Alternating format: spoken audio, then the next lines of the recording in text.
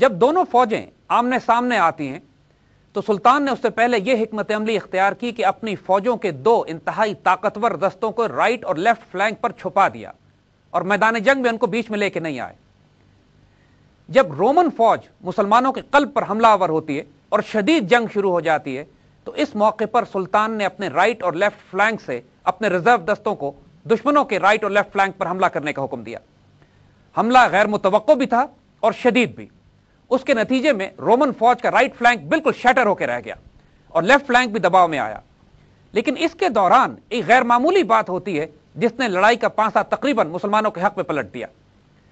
جو رومن دستوں میں ان کے ساتھ آنے والے ترک مرسنری موجود تھے، انہوں نے سلطان الپ ارسلان کی فوج میں اپنے قبیلے والوں کو، اپنے رشتہ داروں کو پہچان لیا اور عین میدان جنگ میں اپنی لائلٹیز تبدیل ہو گئیں اور وہ تمام ترک مرسنری جو رومنز کی طرف سے لڑ رہے تھے وہ مسلمانوں کی صفوں میں آ گئے۔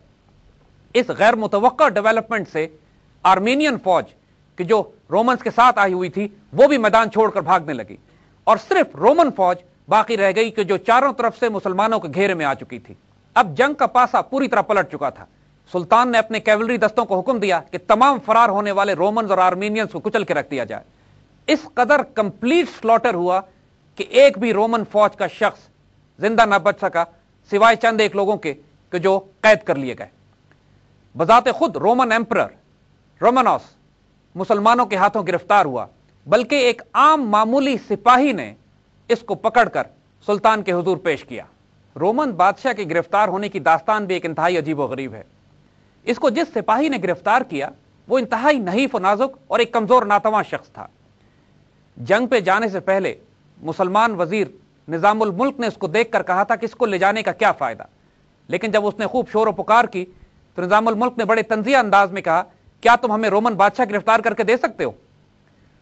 اس طنز کے بعد اس کو اجازت دے دی گئی کہ یہ میدان جنگ میں جا کے مسلمانوں کی طرف سے جنگ کر سکے، اور قدرت کا کرنا یہی ہوا کہ رومن بادشاہ کو اسی ناتواں اور مسکین شادی خان نے گرفتار کر کے الپ ارسلان کے سامنے پیش کیا۔ یہ قدرت کا ایک عجیب مذاق تھا۔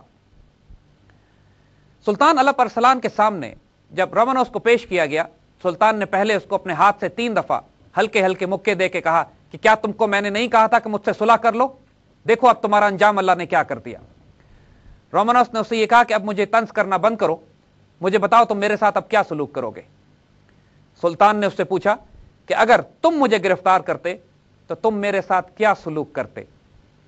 تو رومانوس نے کہا کہ یا تو میں تمہیں قتل کر دیتا، یا تمہیں بے عزت کر کے قسطنطنیہ کے بازاروں میں گھماتا، اور اس کے علاوہ اور کوئی راستہ میں نہ اختیار کرتا۔ سلطان نے اس سے پوچھا کہ اب تم بتاؤ تمہارے ساتھ میں کیا سلوک کروں گا؟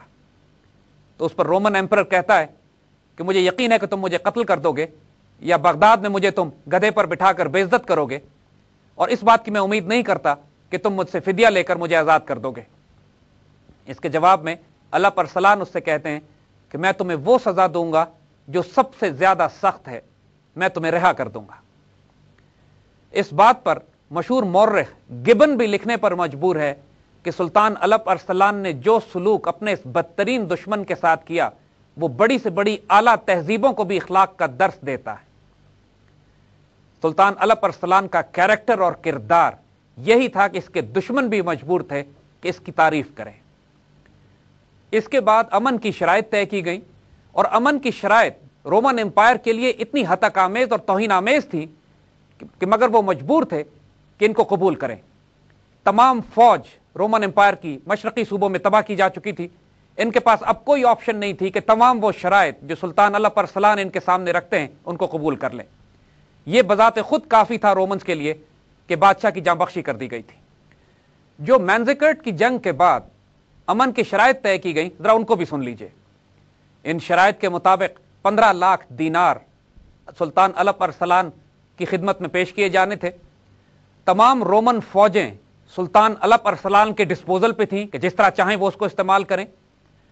رومن ایمپرر کی بیٹی سلطان کے بیٹے کے نکاح میں آنی تھی۔